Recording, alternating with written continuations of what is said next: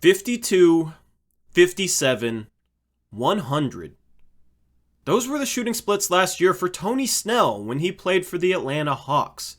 Tony Snell is now a member of the Portland Trail Blazers, so this is his player preview. What's going on, guys? Welcome into the video. If you haven't checked out Ben McLemore's player preview that I dropped yesterday, make sure you go check that out. I'm going to try and drop 2 a day. I want to get caught up. I got a little bit behind with these. Also, we had a media day stream where we talked about media day for like 3 hours over on Blazers Uprise Live. I have uploaded that audio to Spotify, so if you want to listen to some of that on the go, you can go check it out on Spotify. So we got Tony Snell coming up today with this player preview, and then hopefully one a little bit later tonight. I'm not going to tell you who that is, but it should be a good one as we get into more notable players on the roster. So Tony Snell last year for the Atlanta Hawks played in 47 games and started 23 of them. As the playoffs came around, he fell out of the rotation, but for the majority of the season, he was a guy that was just a plug-and-play piece that did some serviceable things for the Atlanta Hawks. He plays his role extremely well,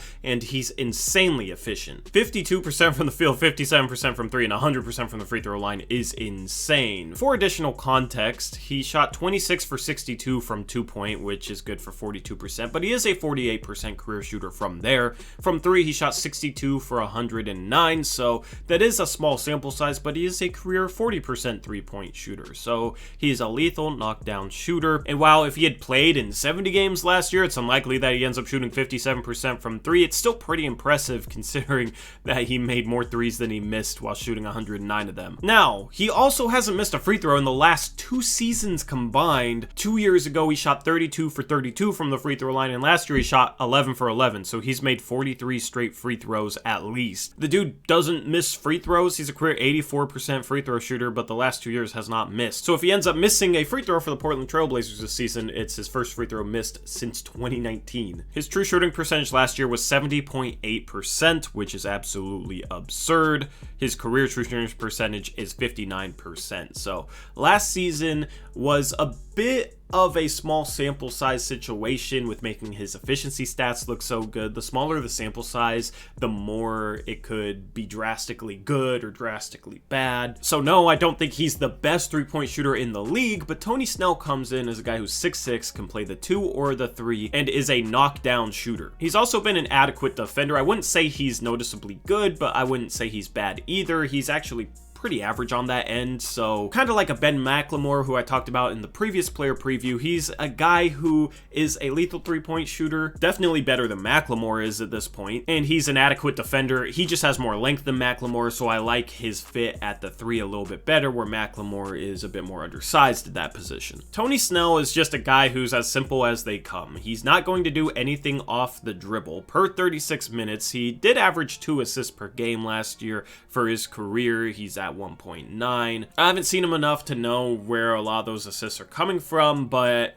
the idea of him has always been he's a guy that'll knock down threes and won't try and do much off the dribble. He's not a guy like a Kent Bazemore, who maybe isn't great off the dribble, but then thinks he's Michael Jordan and tries to do a bunch of stuff off the dribble. I like a guy who knows his strengths, knows his limitations, and plays his role well. He averages less than 1 turnover per 36 minutes for his career, so that shows you that he's not going out there and trying to do a bunch of stuff that he can't do. I'm extremely excited this season because it seems like we got a lot of role players that embrace their role and don't try and do too much that might hurt the team. They just play to their strengths really well, and Tony Snell is exactly that type of guy. He's a guy that you probably don't run anything for offensively, but if he's playing next to a Damian Lillard and CJ McCollum, he's a guy that you definitely have to go out there and guard. I could see a situation where maybe CJ McCollum or Norman Powell gets hurt and the other one starts at the 2, and then they slot Tony Snell into the starting lineup and keep the bench the exact same. In that situation, Tony Snell is a guy who could go from not playing at all to in the starting lineup, and it would make a lot of sense just as a guy who can knock down threes and play solid enough defense to make you competitive on that end of the floor as a team. So this is one of the harder guys to do a player preview on just because he's a spot-up three-point shooter.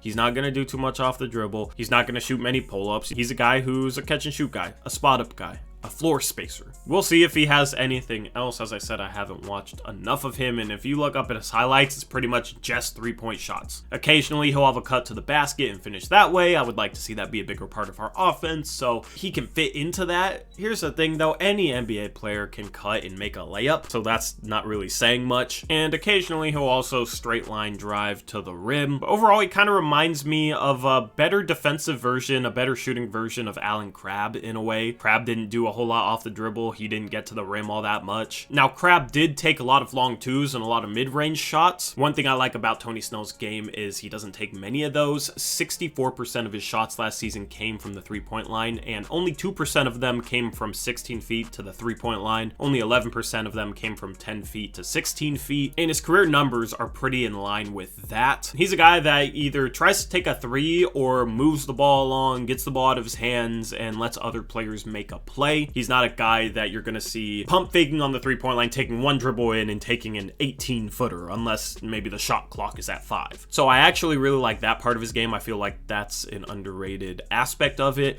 Here's the thing. I like mid-range shots for players that are able to get to the rim, because that creates a situation where, you know, if CJ McCollum is run off the three-point line, his defender then can't run to the rim and meet him there, because CJ will make him pay with a mid-range shot. But for guys that don't really excel getting to the rim when they're run off the three-point line, I don't like them pulling up for long twos. I like guys that will either take the shot if it's there, maybe if they have a very easy driving lane, driving downhill and getting to the rim that way, or just moving the ball along and allowing the offense or another player to generate something. While that's not the most flashy thing, it's something that fits within a team concept really, really well. Going into next season, I don't really expect him to have a regular role. As I said, he's a plug-and-play guy in case somebody gets hurt. I think he's kind of a fringe rotation player at this point. I would have him 10th on our depth chart. I would have everybody that I haven't done a player preview on above him. So opening night, I wouldn't give him minutes unless something unexpected happened. He's just kind of one of those guys that if you need to, you can throw in there and you don't have to worry about him and he won't mess things up. So as far as statistical goals go for him, I only have one, and that's for him to shoot 42% or higher from 3. As I said, he's a guy that doesn't do much else, so 42% from 3 would be great from him. Obviously, that's a downtick from last year, but I'm not expecting him to shoot 57% again. And then another goal, which isn't really statistical, I just want him to be a serviceable defender. To be maybe a little bit above average on that end would be great to see. At that point, then he becomes a 3-and-D player that can play the 2 or the 3 and is a lethal 3-point shooter, and that's a guy who fits in on pretty much any team in the league at that point. So anyway, that's the player preview for Tony Snell. Hope you enjoyed.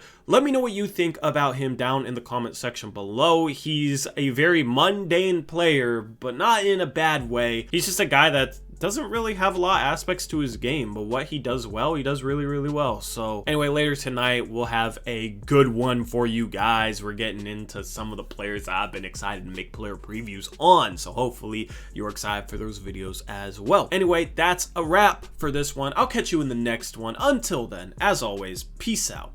Go Blazers.